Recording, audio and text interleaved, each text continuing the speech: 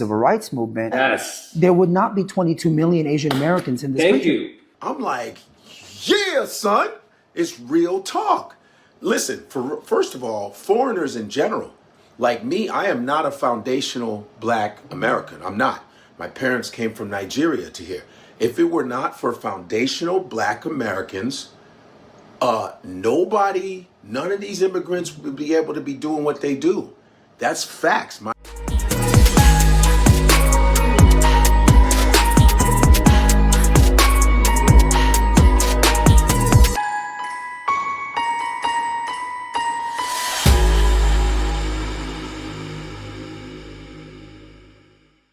Hey, welcome back. This is Black Ice. Welcome back to Black Narrative. While you're here, like, share, subscribe. And for tonight, I was debating if I were going to do this or not after seeing Godfrey's video. And then as of this recording, which is Saturday night, I saw a couple other people live talking about a similar topic. So I guess I go forward with it and share my unique perspective on this whole thing.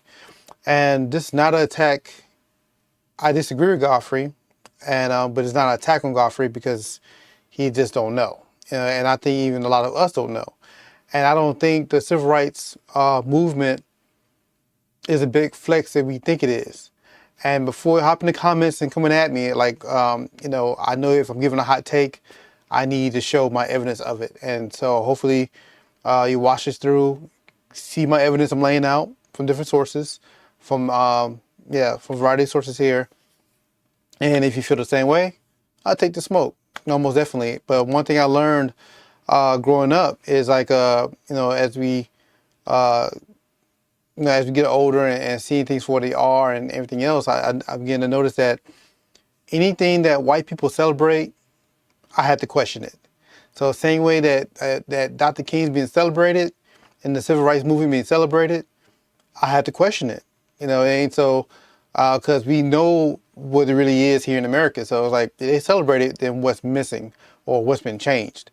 And, and my thing is, we just came from this whole hip hop discussion history thing, right? So if we that adamant and that serious about making sure the real history is being taught about that, we should be just as adamant and serious about making sure the real history about the civil rights movement is being taught as well. And because, it's just like, I feel like, it's a sense of arrogance from us as Black Americans. I don't like using the term FBA personally, but I think it's a sense of arrogance through some people. So, like saying immigrants had to kiss their butts or whatever because if it wasn't for us, they wouldn't be over here. And to a certain extent, it is true. But what I'm going to show you tonight is, or whenever you're watching this, I'm going to lay out for you that we will basically use as pawns for this. Everybody benefited from the civil rights movement except us. And I'm going to show you how that happened and how it's still happening today. And of course, there's a long history to cover that, I just don't have time to cover it all. So I'm going to cover from the core of 1963 to 1965. And so I'm going to start off from a documentary I just did a few years back about how the March on Washington was hijacked. And then and show you that Dr. King is not the man that we should be celebrating, to be honest. Like there's a reason why he was given a holiday and not Malcolm X. And so what we do is, we already know the narrative that we was taught in school about the March on Washington, the Civil Rights Movement, Dr. King, this, that, and third. Well, I'm going to present to you a alternative narrative from Malcolm X. And, my thing is, like with this video, I'm drawing the line here. Now, you can't say you're a fan of Malcolm X and a fan of MLK at the scene is, because basically, Malcolm X exposed Martin Luther King. So, and show how things really are. And it's just incredible how this man, basically he got his information from newspapers and other sources, but he pretty much exposed everything, Now, there is some question that, it's some theory that Dr. King woke up towards the end, before the end of his life, and that's why he was deleted. That's debatable. I guess we would never know for sure, but my personal opinion, I think he was deleted because his mission was accomplished, not because he had to change of heart or anything like that. I just feel like, he has done what he was paid to do, and he got us wrapped up in the integration and kind of go from there. So, but I'm going to show you my perspective. I'm gonna lay it out for you, evidence and everything. And then, so before you hop in the comments, just hear me out first. And then you still feel the same way, leave your comment. I take that smoke. So let's start off. We're gonna start off with the march on Washington, and then I'll walk you through how that was hijacked. I'll walk you through who owned the civil rights movements, and then we'll kind of like go from there. But I'm going to share a different narrative about that event. Officially held as an iconic event of the civil rights movement, the March on Washington was really organized to prevent a black revolution. Dubbed the Farce on Washington by Malcolm X, the event was organized in collaboration with the Kennedy White House, which was to stop any militant struggle in its tracks, as well as to gather votes from the Democratic Party. The main goal of the March on Washington was to get a civil rights bill passed through pressuring President Kennedy. But when Kennedy called in the major black leaders into the Oval Office, it was quickly found out who was calling the shots, and many changes were made to the march. The destination of the march was changed from the White House to the Lincoln Memorial.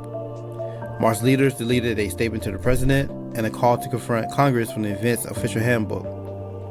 Participation was denied to subversive groups and speeches were censored. John Lewis, then the leader of the Militant Student and Nonviolent Coordinating Committee, and today a Georgia congressman, was not allowed to deliver the part of his remarks criticizing the Democrats. Even acclaimed writer James Baldwin was censored. Fearing that he was straight from the script, organizers would not let him read his own speech, which instead was delivered by the actor Burt Lancaster. On November 10, 1963, just weeks after the March on Washington, Malcolm X gave a speech in Detroit called A Message to the Grassroots. It was a response to Martin Luther King's I Have a Dream speech. I highly recommend that you listen to the speech in its entirety. Within that speech, he exposed the politics behind the March on Washington. Let's take a listen. The Negro Revolt is controlled by the government. The leaders of the Negro Revolt, the so-called Negro civil rights leaders, are subsidized, influenced, and controlled by white liberals in all of the demonstrations that are taking place in this country. For desegregated lunch counters, theaters, public toilets are just artificial fires that have been instigated by white liberals and is being called the Negro Revolt in hope that they can use it to fight off the real black revolution that has already swept through Asia and swept through Africa and is getting started in Latin America and is now manifesting itself here in this country. Can we prove what we say? Can we prove that the Negro Revolt is controlled by white liberals? Yes. Right after the Birmingham explosion, right after the police dogs, the police clubs, and the fire hoses last May, the New York Times on May the 15th, on page 26, reported President Kennedy and his brother Robert Kennedy, two gentlemen whom I'm certain all of you are familiar. After a luncheon with several newspaper editors from the state of Alabama, some of their Democratic colleagues, or I should say Democrat colleagues, the Times reported the president as warning these editors that they must give at least some token gains to the moderate Negro leaders in order to enhance the image of these moderate Negro leaders in the eyesight of the black masses. Otherwise, he warned, the masses of Negroes might turn to the direction of Negro extremists. So he tried to get them to build up the image of the moderate Negro leader, what he called or termed the responsible Negro leader.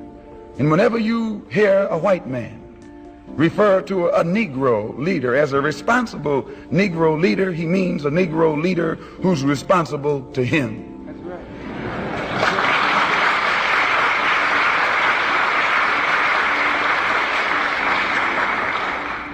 He wasn't giving these Negro leaders anything that they deserved, but he was admitting the necessity of building them up and propping them up in order to hold the masses of black people in check, keep them in his grasp and under his control. Dr. Martin Luther King's image had been shattered the previous year when he failed to bring about desegregation in Albany, Georgia.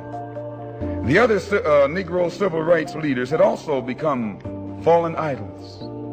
The masses of black people across the country at the local level had begun to lead themselves and to take their cases to the streets on their own. The government in Washington knew that something had to be done to get the Negroes back into the corral, back under the control of the white liberal. The government immediately began to put out the propaganda, encouraging Negroes to follow only what it called responsible Negro leadership. So like Malcolm was saying, Martin Luther King took some L's in integration campaigns held in Albany, Georgia and Birmingham. Because of that, black people wanted a real revolution that was stirring in the streets, and the U.S. government needed to put a stop to it, fast. But the Negro civil rights leaders told the president they couldn't stop it because they didn't start it. They couldn't bring it to a halt. They weren't even leading it. It's spontaneous. It's at the grassroots level. It's in the hands of the masses. It's in the streets. It has no leadership whatsoever. That was why it was so militant. When the president saw that he couldn't stop it, he joined it. He endorsed it. He welcomed it. He became a part of it. And it was he who put the 6 Negro civil rights leaders at the head of it. It was he who made them the Big 6. How did he do it? How did he gain control of the March on Washington? A study of his strategy will give you a glimpse of the political genius of the family that now rules the country from the White House and how they used the Negro to do it. The president endorsed the march. That should have been the tip-off. A few days after he endorsed it, in New York City, at the Carlisle Hotel, a hotel which I think if you investigate you'll find belongs to that illustrious family, a philanthropic society called the Taconic Foundation, headed by a white man, a white liberal named Stephen Currier, called a meeting of the 6 civil rights leaders in an effort to bring about unity of action and unity of purpose among all the civil rights groups. These 6 civil rights groups were shown how they were destroying themselves by divisions and by attacks upon each other. Here are the Big 6, organizers of the civil rights movement that Malcolm X mentioned: John Lewis, Whitney Young Jr., A. Philip Randolph, Martin Luther King Jr., James Farmer Jr., and Roy Wilkins. There's not much information on the Stephen Currier guy, but what we do know that he was a millionaire liberal and was the president of the Taconic Foundation. We was at the forefront in organizing support for the civil rights movement and seeking solutions to the urban crisis. There was also another reason why this meeting was called. With national attention on the Birmingham campaign, King became even more valuable as a high-profile fundraiser. Conflict intensified among movement leaders, particularly between King and NAACP chief Roy Wilkins. Historian David Garrow writes, "To a number of close observers, Wilkins' anger and the growing appearance of inter-organizational competition were rooted basically in the heightened financial stakes that had resulted from the Birmingham crisis. That event has elevated King to indisputable civil rights top spot in Americans' public's eye. It also meant that King's SCLC, rather than the long-established NAACP, would be the chief financial beneficiary of the new interest in civil rights. So in 1963, you had this beef going on within the major civil rights organizations. King was hot in the streets and getting to the Jewish money, and Roy Wilkins wasn't feeling it. Stephen Currier was watching this all play out, so he stepped in and basically said, "Hey fellas, we can all get this money together." And it was suggested that since most of their divisions stemmed from their competition for funds from white liberals, they should unite their fundraising efforts. If you check the paper, you'll find that right after the Birmingham explosion, Martin Luther King began to run all over the country participating in fundraising rallies, and Roy Wilkins accused him of starting trouble and expecting the NAACP to get him out and pay the bills while they run all over the country and took all the money. And it caused a lot of friction. So this white liberal, they knew it. And they brought these 6 Negro leaders together and talked to them, told them, don't rock the boat. They formed the Council for United Civil Rights Leadership for fundraising purposes. They chose as chairman of this council the Urban League's Whitney Young and Stephen Currier, the white liberal, as co-chairman. It took this white liberal to bring all the 6 Negro civil rights groups together. It took this white liberal to unite these 6 into one group. And then he let them select their own chairman, but he himself became co-chairman, which placed him and the Taconic Foundation in position to exercise influence and control over the civil rights leaders, and through them, control over the entire civil rights, Negro civil rights movement, plus the March on Washington. According to the New York Times, dated August 4th, 1963, $800,000 was split up between these 6 Negro civil rights organizations on June the 19th.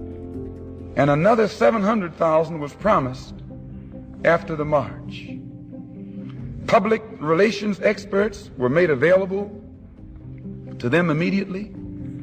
They were given access to the news media across the country, and the press immediately began to project the Big 6 as the leaders of the March on Washington.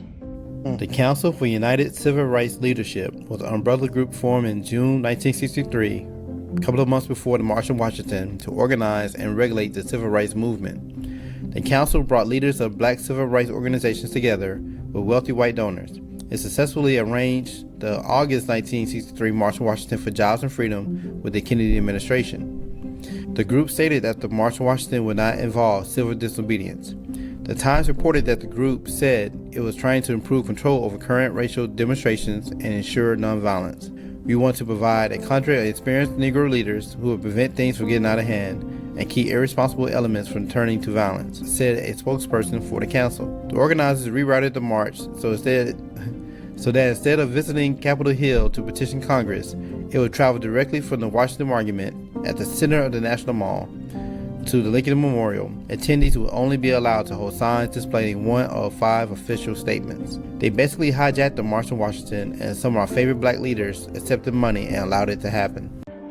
As soon as they became looked upon in the public eye as being in control of the march, as being leaders of the march, as being the organizers of the march, and inseparable from the march image, their next step was to invite 4 white liberals to become a part of the Godhead, or group of leaders who would ultimately okay all plans and therefore thereby completely control the march. These 4 white liberals, Walter Reuther, a Jewish rabbi, a priest, and a pastor from Protestants, represented the same factions that had put the president in Washington, D.C. Catholic liberals, Protestant liberals, Jewish liberals, and labor. When the president had learned that he couldn't stop the march, he joined it and got all his friends to join it. This is the way the white liberals took over the March on Washington. This is the way they weakened its impact and changed its course. By changing the participants, by changing the contents, they were able to change the very nature of the march itself. So a month before the march, the council announced itself on the 2nd of July, 1963, at a meeting with the Leadership Conference on Civil and Human Rights. It told the New York Times that it was seeking $1.5 million in emergency funds. They had already raised $800,000. The funds will be used, said the group, to employ additional field staff to work in areas of greatest tension, to provide additional attorneys to handle the mounting number of court cases arising from mass arrest, and to strengthen the staffing of the 7 organizations.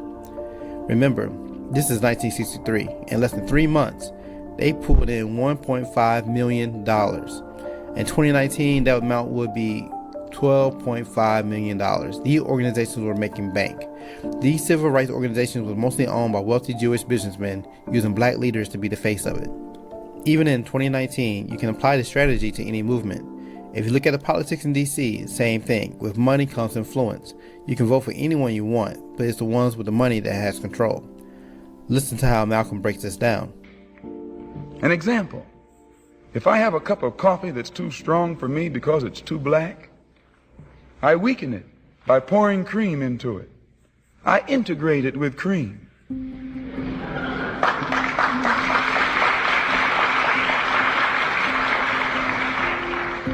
If I keep pouring enough cream in the coffee, pretty soon the entire flavor of the coffee is changed. The nature of the coffee is changed. And if enough cream is poured in, eventually you don't even know that I have coffee in my cup. This is what happened with the March on Washington. They didn't integrate it. They infiltrated it.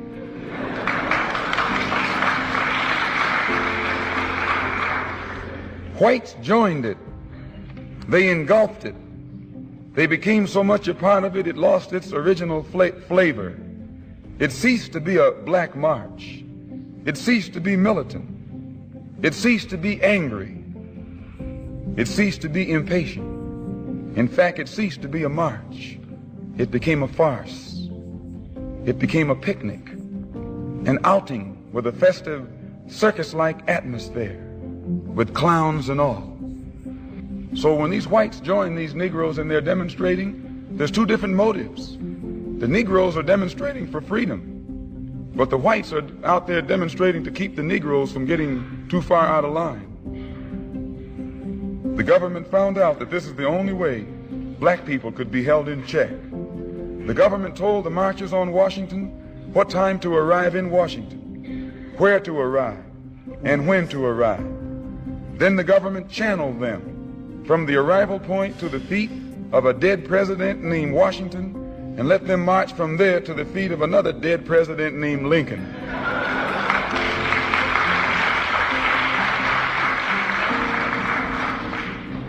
Here are the organizations involved with the Council for United Civil Rights Leadership: the Southern Christian Leadership Conference, the National Association for the Advancement of Colored People, the NAACP Legal Defense and Educational Fund, the National Urban League, the National Council of Negro Women, the Student Nonviolent Coordinating Committee, the Congress of Racial Equality. The original black militants had planned to march on the White House, on the Senate, on the Congress, but the shrewd politicians in Washington, D.C., realizing that these black militants could not be stopped, joined them, and thereby these white liberals were able to lead them away from the White House, away from the Capitol, away from the Senate, and away from the Congress, and away from victory, by keeping them marching between the Washington Monument and the Lincoln Monument, marching between the feet of two dead men. The march was controlled by the president. The government told the marchers what signs to carry, what songs to sing, what speeches they could make and what speeches they could not make. And then the government told them to be sure and get out of town by sundown. And they did. And all those Negro Uncle Toms were out of town by sundown. One of the 6 Negro leaders, John Lewis, chairman of the Student Nonviolent Coordinating Committee, was stopped from making a militant speech. The speech was censored by the Reverend Patrick O'Boyle, the Catholic Archbishop of Washington, D.C. Catholic clergyman doesn't speak on his own. He doesn't have that latitude. When he opens up his mouth, that's the church speaking. This was a case in which the Catholic Church itself, for whom Reverend O'Boyle speaks, put itself in a position of censoring one of the 6 Negro civil rights leaders. This shows John F. Kennedy's shrewd strategy. In fact, that's what that F stands for, the fox.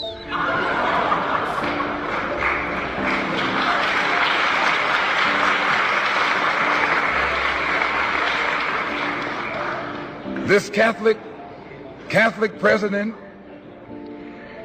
placed the Catholic bishop in a position to exercise censorship over any one of the 6 Negro civil rights leaders who tried to deviate from the script in that great performance or show that the government itself had controlled from the very beginning.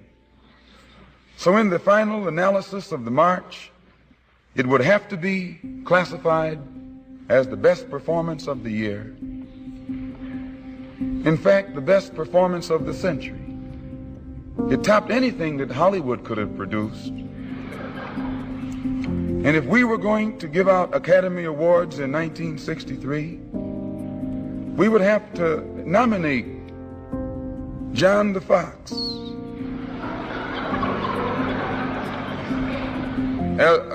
for an Oscar for the producer of the year. And to the 4 white liberals also goes an Oscar for the best actors.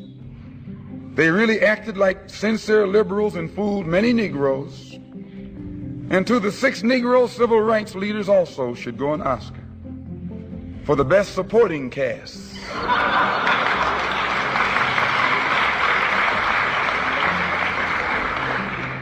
They lent their support to what they knew was nothing but an act, nothing but a show, nothing but a farce. Now that the show is over, the black masses are still without jobs, still without homes, and still without land. Their Christian churches are being bombed. Their little girls are being murdered. What did the march accomplish? The president has a bigger image as a liberal. The 4 whites have a bigger image as a liberal. The 6 Negroes have bigger images as leaders.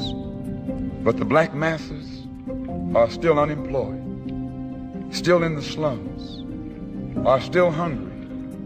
And I might add, they're getting angrier and more explosive every day. Now this is a true story about the March on Washington. So, I mean, what y'all think? I mean, he laid it out. I mean, he laid out names, dates, locations. I fact checked everything and added my data into that. We were the face of it, but we didn't run it. The imposters, the people of Revelation 2:10, Revelation 2:9 and 3:9, excuse me. Those are ones that mastermind the whole thing and used us as a pawn. And so the question is, okay, but why? Why would they do that? I mean, because, we see how they are now, how they run the music industry, how they run most industries. They made a ton of money off us. And as Malcolm X stated, these nonprofits are making millions. They're fighting over money, for the sake of civil rights. But that wasn't the only thing. That wasn't the only reason why they were doing it. And I'm gonna get a little bit more into that too. But I do want y'all to understand too is like I said, we have to question everything now. 'Cause I'm like, we always tease how white people don't season their food, and our food tastes so much better, this, that, and the third. Well, during segregation, we had our own black restaurants with good food, homemade food, wasn't processed or anything. And our ancestors left that to go sit in at white restaurants where the food was not as good, treated like crap, spat on, attacked. Like you really think about it, that really makes sense. Will you go somewhere and have, to a black restaurant where you may have like a delicious fresh steak and leave that to get your butt beat to eat at a McDonald's with some white people? Did that make sense? But you really start thinking about it now, it's like, man, like they really did a number on us. They really did a number on our ancestors, and that's not to pick on them. I just, they just made some mistakes. You know, I was thinking about, I would even think about the schools as well. I remember seeing this article, a few schools where, we sent our children there to integrate the schools, or sitting, like, I know one photo, someone sent a little girl in there. And, this little girl, you said she's frightened, she's young, and she's surrounded by all these white students, and they was picking on her, calling her names, spitting, whatever. And I was just thinking to myself, in the photos, like, yo, look how brave she is to integrate the schools. But I was see now, me being older, being a parent, would you send your little girl into a lion's den like that? Now, mind you, this is 30, 40, 50, 1960s. We see how savage they were, how barbaric they were, the 30 things they done. Would you let your little girl go in there alone a full day to integrate? I can see myself doing that with the clear conscience. But how they tell the story. They tell stories like, yo, that was bravery. But I ended up doing, and we did a stream about this about 3 or 4 years ago, where I found out who the little girl parents were and everything. Boulay. Part of the father was a member was a member of NAACP. The father worked at a university. They approached him to send his little girl in there. It was all a setup. By design. All by design, man. Like, that's everything we was told was like a lie. Like I say, anything that white people told us, anything that white people celebrate, we should question it. Whereas events, history, holidays, events, all this stuff, I got to question it. Because why would they celebrate it? And why are we celebrating with them? And we know how they really feel about us in this country. So I'll just kind of like think about these different things. And then, now that we know, because, Malcolm X was so smooth with it, he kept using the term white liberals. It was a broad term, but in most cases, he was referring to the imposters. And we all know who they are. Now, if they the ones who ran the organizations, they the ones that made all the money, they put our leaders, they put black leaders in front, MLK included, pushing us to integrate. And we looking here at 2025, are they integrating? I think I asked the same question in the last video I put up. They pushing us to do this, but are they doing it? How many black people do you know staying in an imposter's neighborhood? They infiltrated us. They took over our neighborhoods. They took over the money and everything. They destroyed black businesses and black communities, devalued the black dollar. And if you're bragging about that, you bragging about that to other immigrants, so hey, you wouldn't be here because of us. Because we use as pawns to help y'all get here. That's not the flex we think it is. And that's not to say you should, not take pride in who you are. It's not to say you should, look down on your ancestors. I mean, much respect to them. But I'm just saying, they got the same way we getting bamboozled today, they got bamboozled back then. But today, we really had no excuse because we had so much access to so much more information than they did. And I know there's other broadcasts going on live right now, this Saturday night, saying something completely different. And I challenge you to tell me I'm wrong in this. Tell me Malcolm X is wrong in this. Tell me Malcolm X is lying about everything he just said. And when you want to prop MLK up, he was just a pawn. We all know John Lewis was a pawn. We already knew that. We already knew Jesse Jackson was a pawn. Anyone that survived it sold out, basically. And I say MLK got taken out because, he had the most important part. He sold it well. I got some more. I ain't done yet. I got some more. Look at this article here. King admitted to being a Marxist to communist bagman Stanley D. Livingston, a white man, which he's not a white man, he's an imposter, but more on that in a minute, who served as his speechwriter, ghostwriter, and tax preparer. Livingston, in addition to bankrolling the Communist Party in America, also gave King $10,000 in 2 years, which is equivalent of $87,000 in today's money. Livingston gave the Communist Party $76,500, which is worth $650,000 in today's. Like, there was money in this and using us. They made so much money. We used to live in the slummed out neighborhoods, and they cashing out on us, becoming millionaires, spending money today. Remember that Livingston worked for King while working for the Soviet KGB secret police. This shows how deep this stuff goes. But I'm gonna show you some documents though, right here. This is actual government documents. It's some juicy information in here. Like, man, it's some information in here. But I'm gonna cover this page here. Current and former members of the Communist Party, the CPUSA, have been close to King and have exerted great influence on him and SCLC. The associations date from the King leadership of the 1956 bus boycott by Negroes in Montgomery, Alabama, and have had King's approbation because the individuals involved have been identified to him for what they are. We took pride in boycotting the bus system in Montgomery. But how many did you know there was a black-owned company in Montgomery that we didn't have to walk and car share and ride share and everything? We could have supported our own black business. There was a black bus company in Montgomery at that time.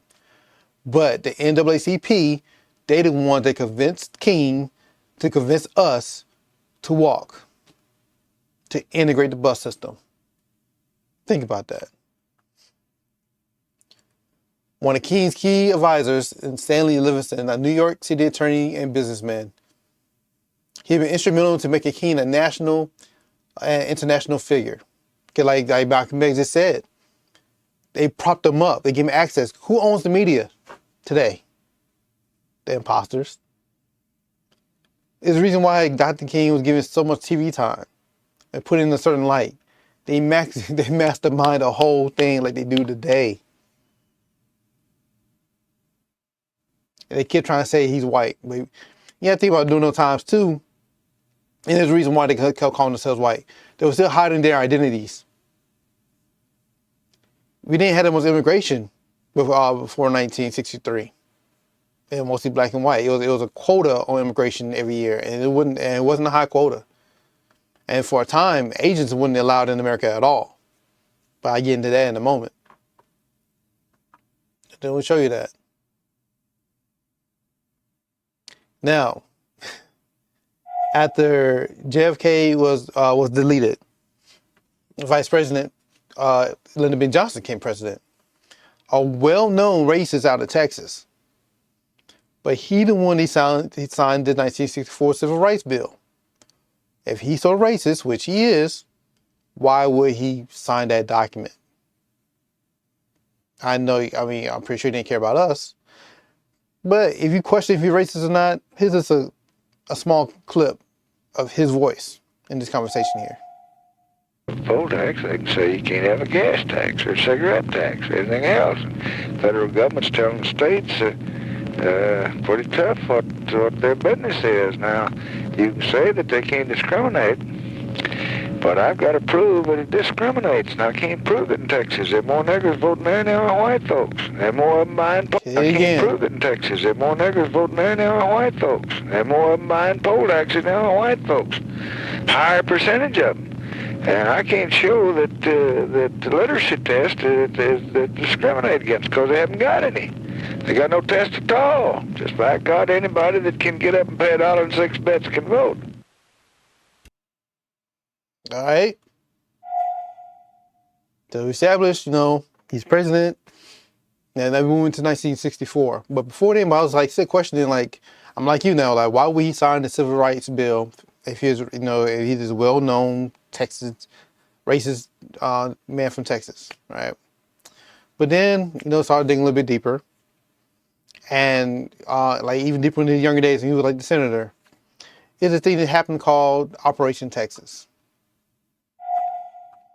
Operation Texas was an alleged undercover operation to relocate European imposters to Texas, USA, away from the German persecution.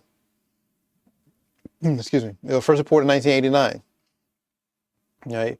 In 1938, back when Lyndon Johnson was a congressman and later the 36th president of the U.S., he worked covertly to establish a refuge in Texas for European imposters fleeing Germany. Johnson helped hundreds of imposters enter Texas through Cuba, Mexico, and South America. In part, Johnson was influenced in his attitude towards the imposters by the religious beliefs that his family, especially his grandfather, Samuel, get that in a minute, who was a member of the church, and shared with him. They believe that the imposters are God's chosen people, and his grandfather once said to him, "Take care of the imposters, God's chosen people. Consider them your friends and help them in any way you can." We did a broadcast about this about 5 years ago as well, and we had like more documentation and whatnot. And basically, if you dig deeper into his background, it because he's also an imposter. Like look into his parents and grandparents and great grandparents. A lot of times the imposters were changing their names, to hide out here. But their first names were still imposter type names. So they still had the names like Samuel, Rebecca. Like you kind of like read between the lines here and saw how they move. And then we find evidence of a synagogue in Texas, and they'll give him props. And like in a private meeting in that synagogue, they'll give him props for helping them get there in Texas for smuggling them into Texas because they wasn't allowed here. Like I said, there was a quota on foreigners who could be in the country during that time. Also, I think during that time that the imposters was banned out of 70 plus countries, I believe. And it's like so before the Holocaust happened in World War II, there was a cruise ship full of imposters that were trying to flee from it. And so they paid their money and they came and they took the cruise ship from Europe all the way to this side, and then they're going to Cuba. But little did they know that Cuba changed their laws because Cuba knew what was up. And one of the new laws for Cuba was no imposters now allowed here. So when they try to dock and get off, they're like, "Yo, y'all can get off this ship. Y'all not good here. Your face card not good here. We don't want you here." Because you also got to remember, this is shortly after the Great Depression. Great Depression affected the U.S., also affected nations around it, including Cuba. And they know that it had an influx of immigrants coming in, the imposter immigrants coming in, and they're going to destabilize what they're trying to rebuild. So like, yo, you got to go. So they stayed on the ship, and they went up and down the coast of America, like from Florida, I think all the way up to New York. They were not allowed to get off the ship. So they had to go back to Europe. And then from my understanding, a third of them end up getting caught up in the Holocaust. So of course, the imposters like think ahead. They want to make sure that doesn't happen again. So we'll just explain why they created these civil rights organizations to help us get rights. But really, they were using us as a way for them to get themselves in here, and they lock in and infiltrate the U.S. Of course, I wanted to show you how that happened. All right, so we all know what happened over here in 1964.